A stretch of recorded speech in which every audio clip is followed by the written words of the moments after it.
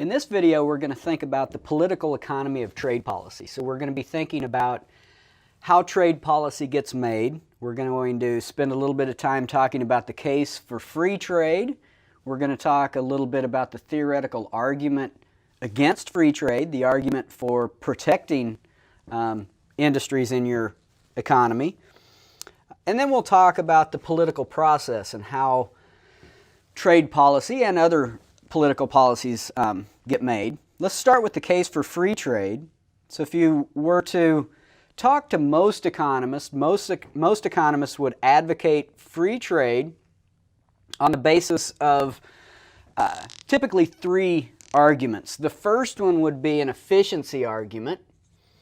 So if we think about what we've seen in terms of tariffs and quotas, what we've seen is that they create a consumption inefficiency and a production inefficiency. They create deadweight loss. So one of the basic things that we know from a principles of microeconomics class is that free markets result in the absence of any externality or market failure. Free markets result in a maximization of consumer and producer surplus.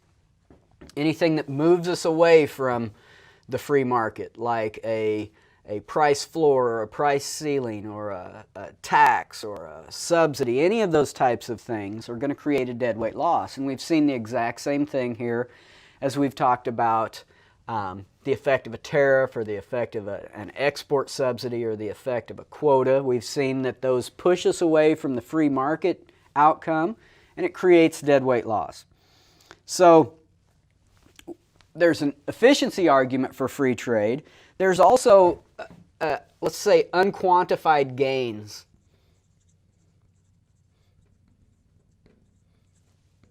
So there may be other gains that are not captured by the efficiency things that we saw in our discussion of tariffs and other or other trade policies. For example, there could be the idea that increased competition could lead to more, let's say, innovation.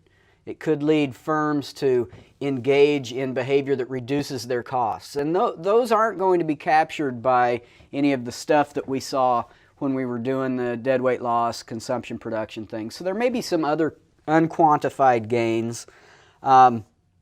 And then there's going to be a political argument for free trade. And that is, as soon as you start moving away from free trade, that gives special interest groups a large incentive to get involved and try to influence trade. And we end up seeing resources get devoted to rent-seeking behavior, to seeking out special favors from the government. So we'll talk more about that. But in terms of arguing for free trade, those are kind of the three basic tenets for the argument for free trade. Now, to be fair, we have to also think about the theoretical argument for protection. So let's talk about, say, a national welfare argument against free trade. So this is for free trade. If we were to think about the argument against free trade, let's kind of outline some of the basic arguments against it. The first one would be a terms of trade argument. So what we saw when we were thinking about the effect of a tariff is that we saw that a large country, a country that transacts a large enough quantity on the world market to influence world prices, a big country is able to influence the terms of trade in its favor. And so we saw that there's inefficiencies created by the consumption and production distortion, but there's also a benefit to the country. Remember, it was that little triangle down there. That benefit came from the fact that the country was able to influence its terms of trade. So if the terms of trade benefit was bigger than the loss that we experience from the consumption and production distortions, then you could make an argument that the tariff actually raises well-being in the economy. Turns out, and we'll see this here in just a second, that the tariff actually has to be pretty small for this to happen. If you start increasing the tariffs past a certain point, then the terms of trade benefit gets small enough that it's outweighed by the inefficiencies created by the consumption and production distortion. Actually, let's take a look at kind of what that looks like. So if we were to look at the relationship between, let's say, national welfare, so if we put national welfare up here in terms of surplus, consumer surplus, producer surplus, and if we put the amount of the tariff on our horizontal axis, then what we would see is that initially at small levels of the tariff, national welfare actually increases, and at some point the tariff gets big enough that national welfare starts to decrease, and then at some point the tariff gets big enough that it prohibits all trade. You can tax something out of existence, and at that point national welfare, if you're not going to engage in any trade, national welfare stays constant. It doesn't matter if you increase the tariff because there's no trade. So if we look at some points on here, this point right here where national welfare is at a maximum, we call that the optimum tariff. Okay.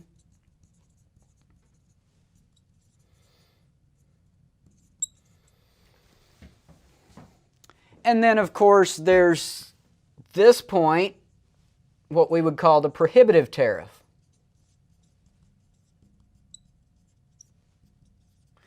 And that's the point, of course, at which all trade ceases, because trade in this good, whatever the tariff is imposed on. The important thing is to recognize that this point right here, where we engage, where we start and increase this tariff, this is the free trade point, the point where the tariff is zero and we're engaging in trade. National welfare is higher there than if we prohibit trade by engaging in this tariff. Okay? So this end point down here is lower than this starting point up here because national welfare would be lower, but it illustrates the fact that at small levels of the tariff, increasing it increases national welfare. So that's in terms of a tariff. If we were to think about, we also talked about the exporting countries, and we talked about an export subsidy. What we saw was that an export subsidy worsens the terms of trade. So if we wanted to have an export policy, remember this is the importing country. An importing country establishes a tariff. Tariff, that is a tax on imports. If we talk about the export, the other country, an export subsidy in the other country worsens their terms of trade. So if they wanted to increase their terms of trade by having a policy that affected exports, they would need an export tax. So the exporting country could tax exports, and we could create a picture very similar to this. So the problem with this is that none of this applies to a small country. So the terms of trade argument would apply only to a large country. So I'm going to say only large countries would be able to make this argument. If we're talking about a small country has no ability to affect its terms of trade, and so for a small country what we saw was that a tariff creates inefficiency and there's no benefit to it. The problem with this argument, of course, is that this is going to bring retaliation from the other countries. So we can make this argument, but we also have to remind ourselves that the other country, if we're a country that's importing a good and we establish a tariff on it in an attempt to raise our national welfare, the other country is probably not going to sit by and say, okay, well, just go ahead and do that. They're going to retaliate, and if they retaliate, this disappears. Okay? So, we can say that theoretically this argument is legitimate, but it's not very useful in the real world if other countries are going to retaliate, and we'll talk about that here towards the end of this video. That's the first argument against free trade. We can make another argument, and that would be what we could call the domestic market failure. So I'm going to say domestic market failure. Let's talk about what a market failure is for just a second. So a market failure is when the incentives create a situation that cause people to act in such a way that the free market doesn't result in a maximization of total surplus. So what we've seen, what I just talked about, is that in the absence of any type of externality or market failure, free markets are the best way to organize economic activity.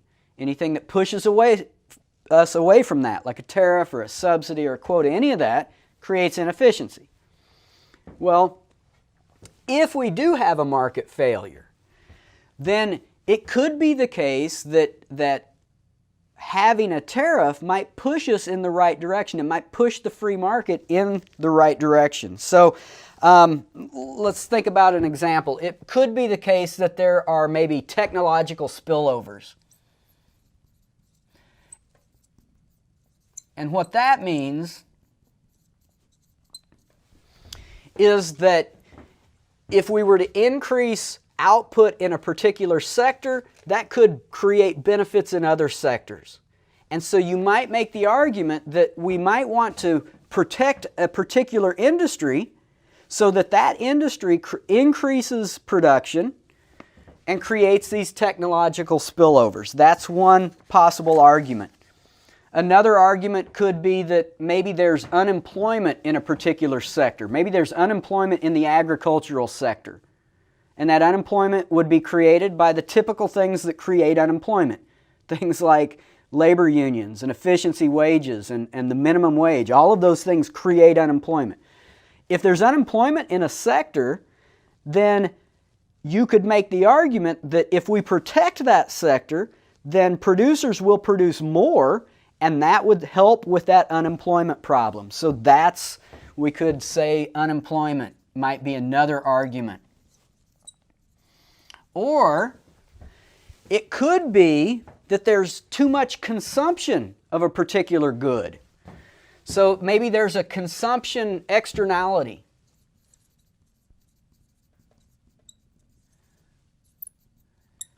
An externality, I've mentioned that a couple of different times here, but what an externality is when one person's behavior imposes a cost on another person.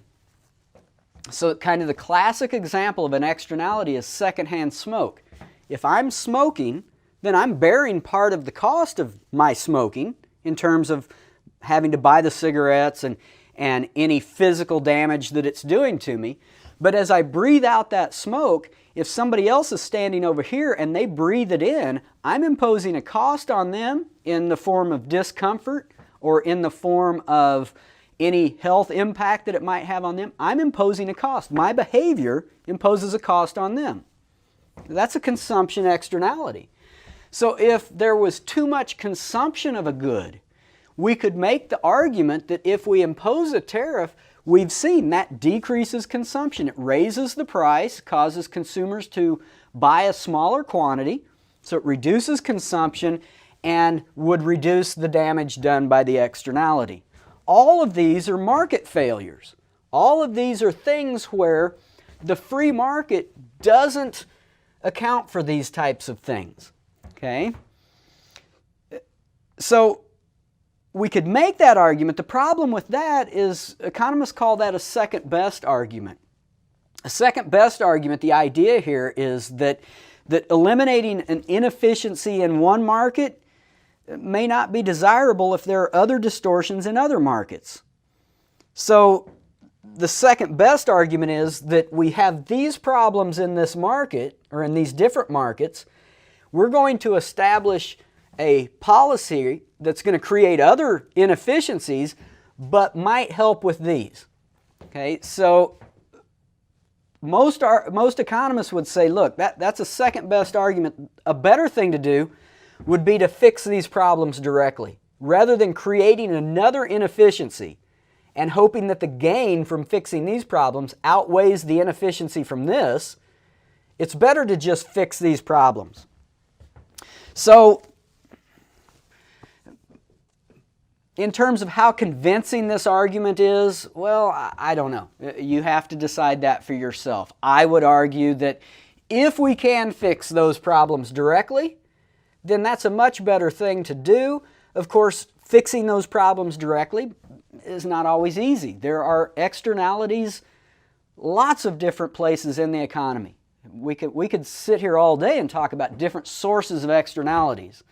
And so trying to fix all of those, that's challenging. But trying to fix those by creating some other inefficiency, clearly a second best argument. The other problem with trying to fix these by establishing some trade policy is that it opens the Pandora's box of special interest groups. As soon as you start protecting industries, every industry is going to want protection.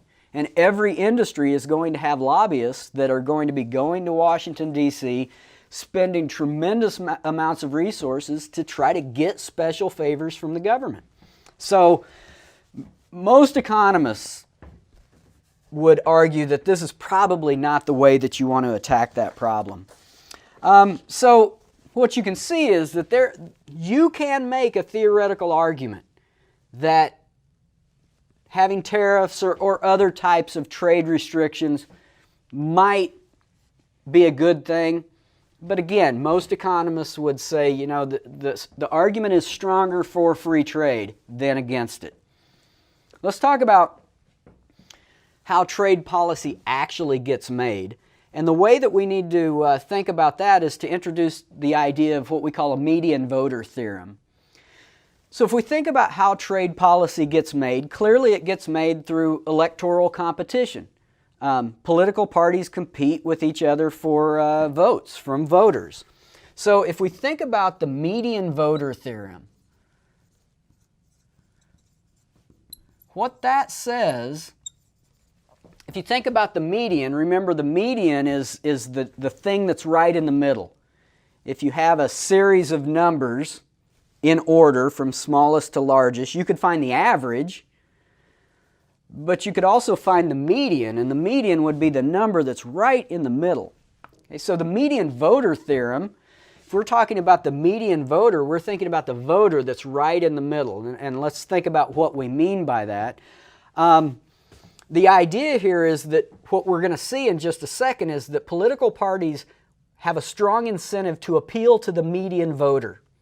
Because if they can appeal to the voter in the middle, then they're going to be able to appeal, depending on the particular policy, they'll be able to appeal to all of the voters on one side or the other of that median voter. And if you can appeal to the median voter, you're going to have enough votes to win the election. So if we were to think about, say, trade policy, and let's think about the voters down here on our horizontal axis, and let's think about spending on some public project that we've got. So here's the amount of spending. And if we look at different voters and how much spending they support, let's suppose it looks something like this. So these voters down here support small amounts of spending, and these voters up here support higher amounts of spending. And let's suppose we look at the median voter, that voter that's right in the middle, and we look at how much spending the median voter would support. Let's call this, here's our median voter.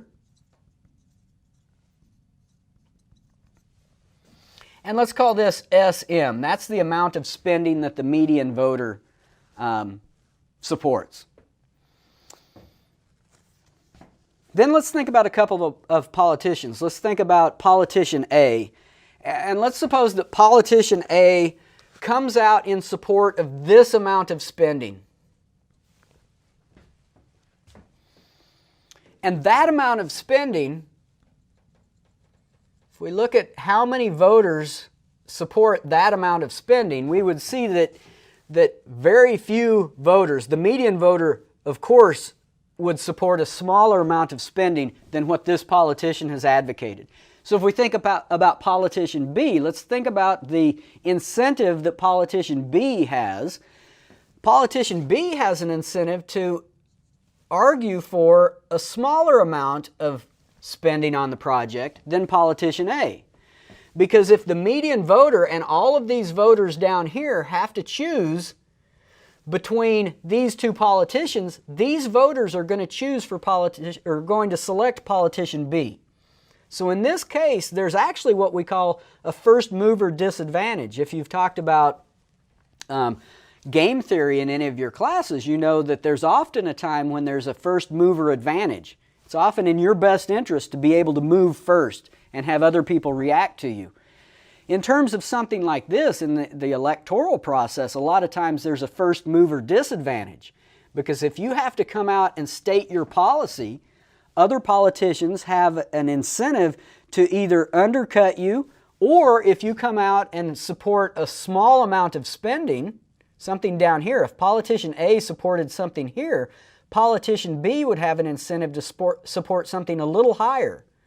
So the second politician to declare what they support is going to have the advantage. This is a first mover disadvantage. So what we see is that politicians are going to have an incentive to get close to what the median voter supports. Turns out that we don't see this in trade policy. Because if we look at trade policy, it's fairly easy to demonstrate that consumers hurt or get hurt from any of the policies that we talked about. We had that table at the end of a previous video where we looked at the policies we discussed, and in all of those, consumers were hurt. Producers typically gain. And so consumers, and there are millions of consumers, are the ones that are voting. So if we appealed to the median voter theorem, it would appear as if consumers would always vote against politicians that support high tariffs. Turns out that the median voter doesn't work very well when we're talking about trade policy, and if we think about why, the reason is that political action is a public good. So let me clear this off and then we'll talk about what we're going to call the collective action problem.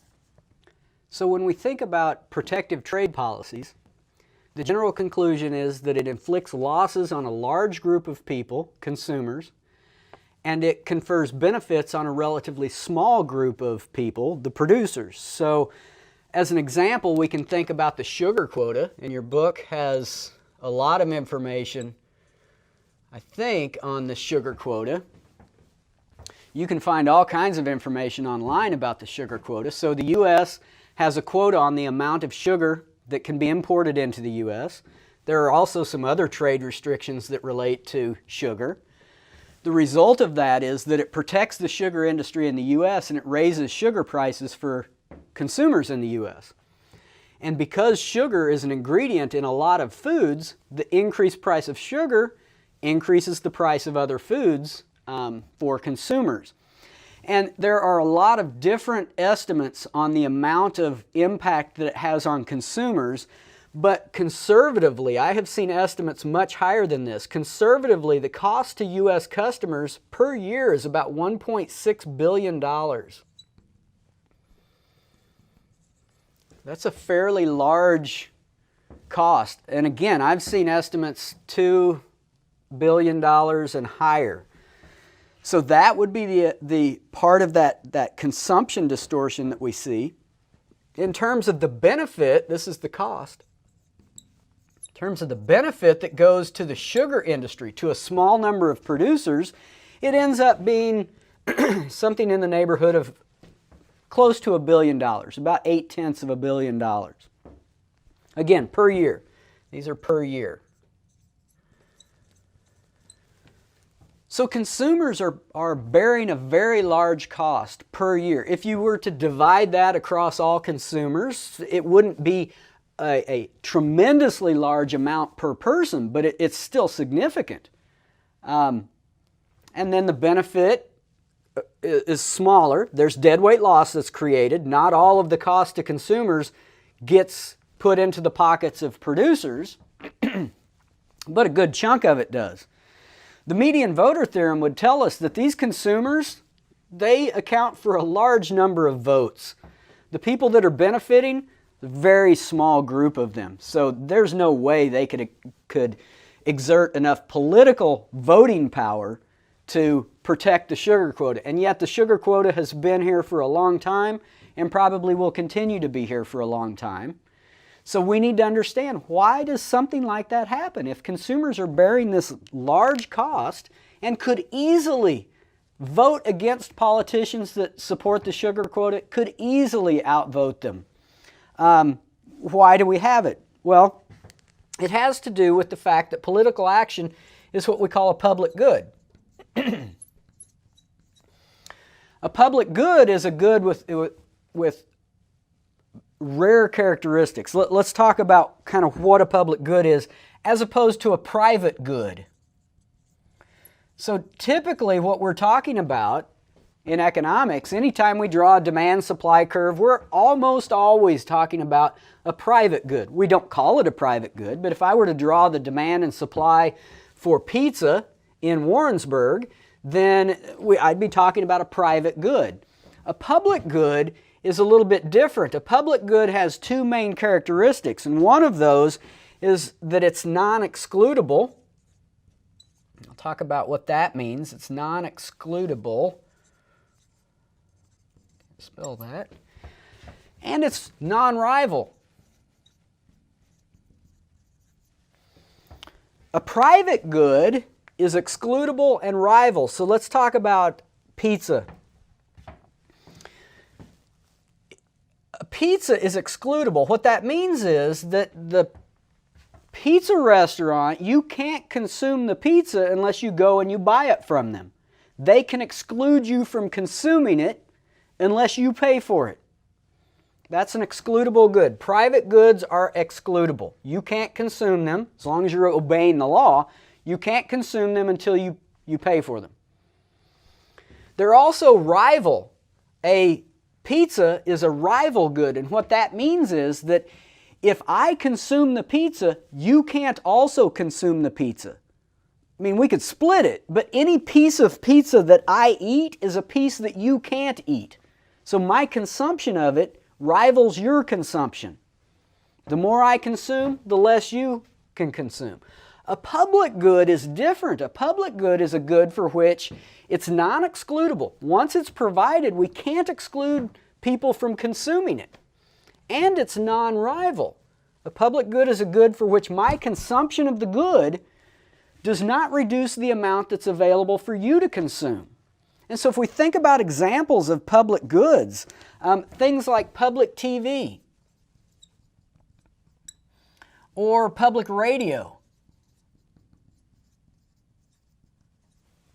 those are kind of the classic examples of public goods, but there are also other things like a scenic view. If you were to landscape your yard and make it beautiful, you're creating a public good. There's antibiotic non-resistance. Becoming more educated is a public good. Vaccinating your children creates a public good.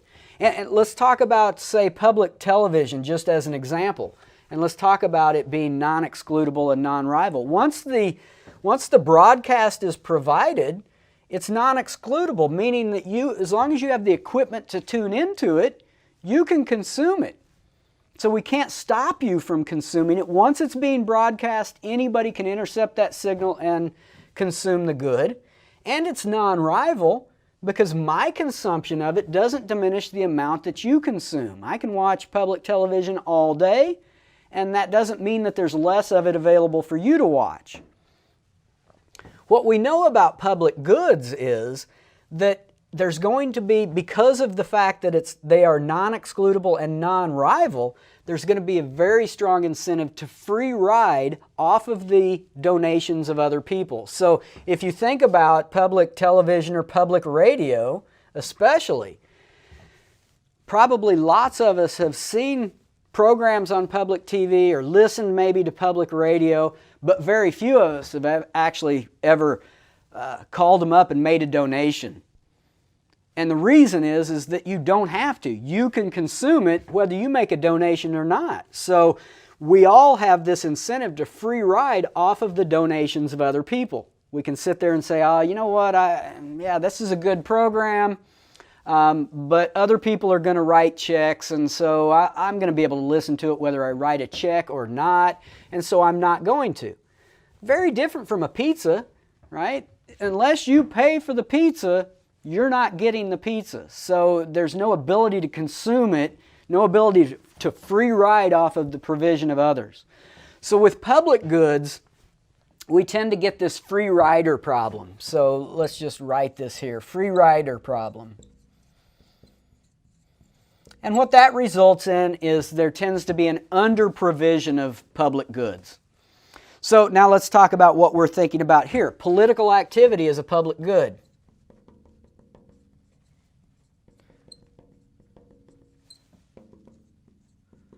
And so let's think about, that's very important. That really helps us to understand how these damaging trade policies, these policies that hurt consumers, end up becoming policies. If we think about political activity being a public good, suppose I'm outraged by the cost of the sugar quota. And so I sit down and I write a letter to my congressman, and then I try to get you to write letters. It turns out that my letter by itself is probably going to be ineffective. It's not going to be effective if one person writes a letter. And so I'm going to have to try to appeal to you, to appeal to other people, and say, look, I'm writing a letter, I need you to write a letter. The problem is, if my letter was successful, then you're going to benefit whether you wrote a letter or not. So I can't, if my letter is successful, I can't exclude you from enjoying the benefit of the removal of that sugar quota. And my enjoyment of it doesn't rival your enjoyment of it. So this is a classic public good. And you have every incentive to free ride off of my political activity. And so the problem with this, the problem with political activity, is that there's this big free rider problem. No individual voter is going to have much of an incentive to actually write a letter. And so that's what we tend to see, is that we get this collective action problem.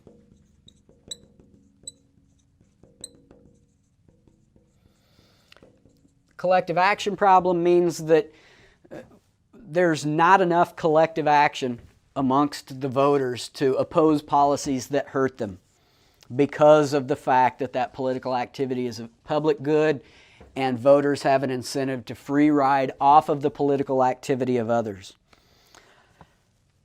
There are ways to try to fix the collective action problem. You can get around the collective action problem when you have a small group.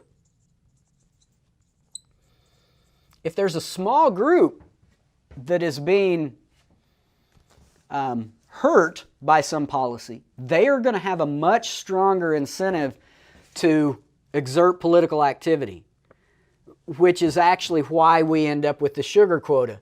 This is a big group, the people who bear the cost, a big group that faces the free rider problem, very little incentive for any one of these people to write a letter. This is a very small group. If the sugar quota were taken away, this group would be hurt. And so they have a very strong incentive to get together and work together to try to protect the benefit they get from that sugar quota. So that's why we tend to see policies like this. It has to do with the collective action problem and the fact that the costs are borne by a very large group, that probably the group of people, consumers, that are hurt by the sugar quota probably don't even identify themselves as a group. I mean, you've probably never sat there around and thought, boy, you know, I'm a member of this consumer group that feels the pain of the sugar quota. You probably didn't even know about the sugar quota until you took this class. and yet that small number of consumer or of producers that benefit, they know exactly how much dollars get put into their pocket because of this government policy, and they work diligently to protect that $0.8 billion per year that's spread across a relatively small number of sugar producers. Let's think about kind of how we're going to think about the political process. We can come up with kind of an economic model of the political process. If you think about what politicians desire, it's tempting to think, well, politicians are just a bad group of people. I've heard lots of people say that. Turns out that's not true. I would argue that most politicians would be in favor of enacting policies that increase national welfare. The problem is that they're also willing to trade reductions in national welfare for votes or for dollars, which turn into votes. So if you look at a lot of research into lobbying, special interest groups, what you see is there's a positive correlation between donations and voting. So there's clearly an ability to influence votes by exerting political pressure, by donating money. And what we tend to see is that most protection in terms of U.S. policy, most protection is in the agricultural industries and the clothing industries.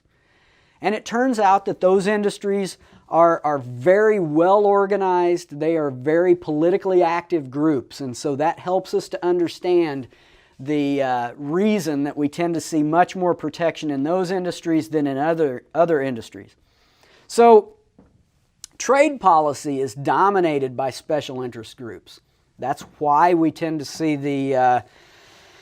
the trade restrictions that we do see. Now, if you look back historically, probably between, say, 1930s up to the 1980s, we tended to see a movement towards much more free trade.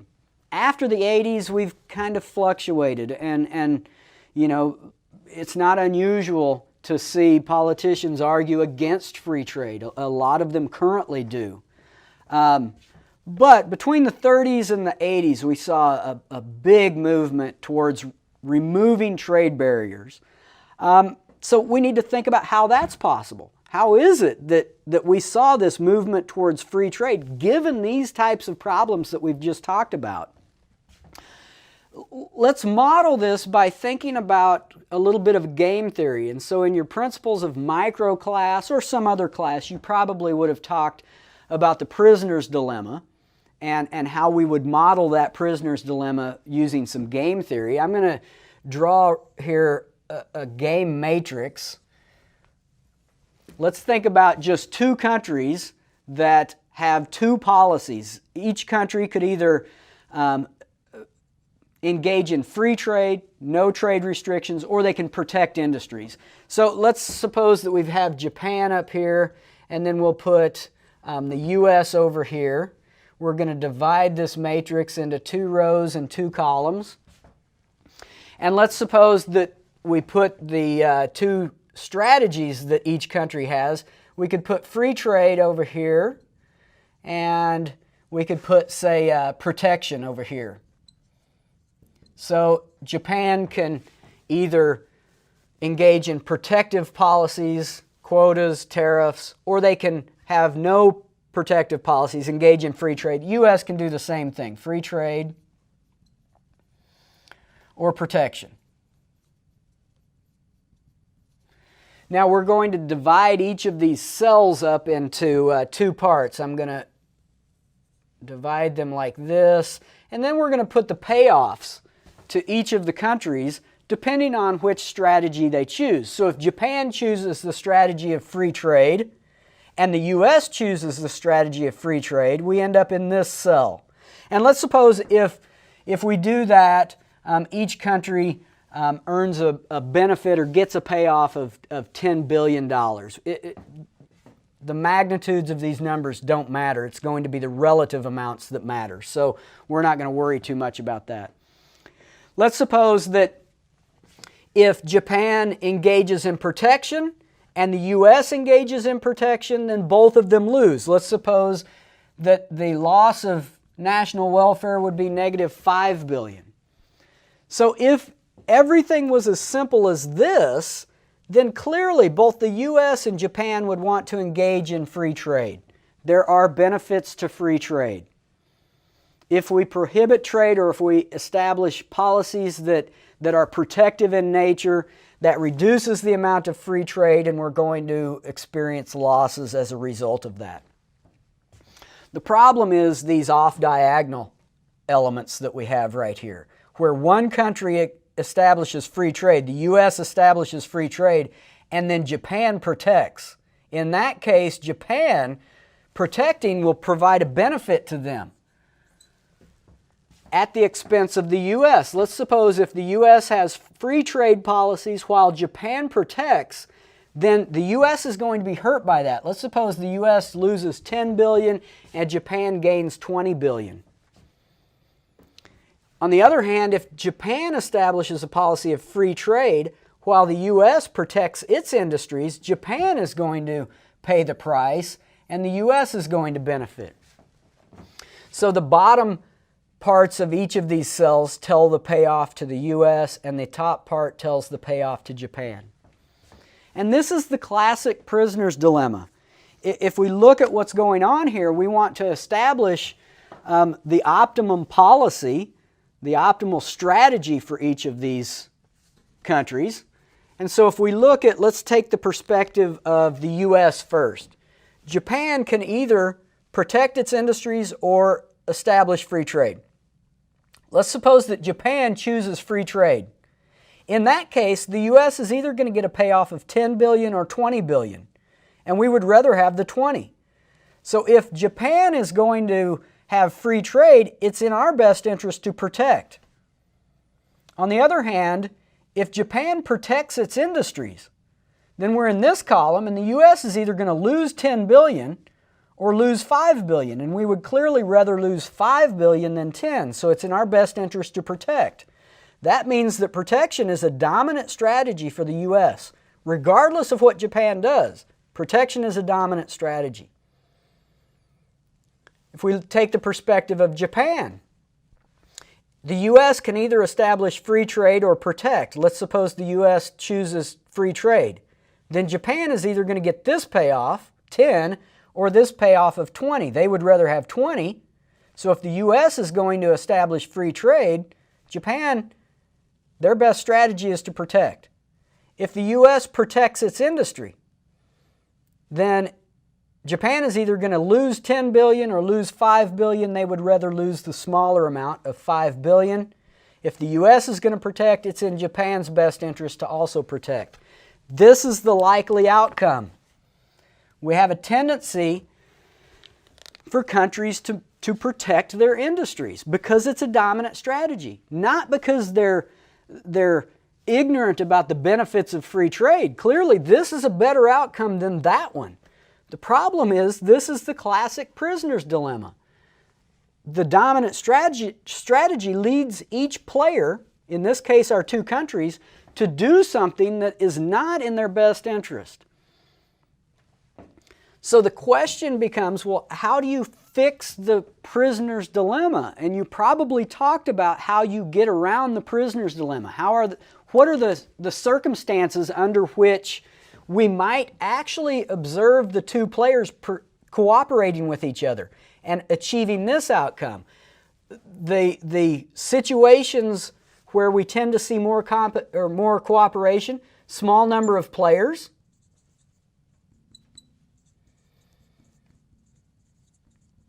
That's, if there are just two countries, it is more likely that we will see them actually cooperate with each other and be able to establish policies of free trade. When they have a history of working with each other, when they can punish each other. I'm going to say punishment. If there's a punishment for breaking the agreement, then we tend to see a higher probability that they will actually cooperate with each other. So now, given the fact that we know that protection is a dominant strategy, how do we explain this movement between 1930 and about 1980 towards free trade? Well, what we saw was during that time there were lots of world organizations that were created. Not lots, there were a handful of them that were created, like the General Agreement on Trades and Tariffs. The World Trade Organization was created. We saw agreements between countries like NAFTA, the North American Free Trade Agreement, and part of those agreements included punishments if a country broke them. So what we've seen is that there was a history of those countries starting to work together. The creation of some of those organizations that established punishments for breaking the agreement helped those countries actually reach a situation where they were able to establish free trade. And what we saw was that a lot of those agreements between countries were agreements between small numbers of countries. So that helps us understand why we actually did observe this long period where we had a movement towards free trade, which is not the dominant strategy of any country that's participating in that game. So hopefully this helps you understand kind of the political background behind trade policies, why we tend to see policies that hurt large numbers of consumers and benefit small numbers of producers. So I'll see you in the next video.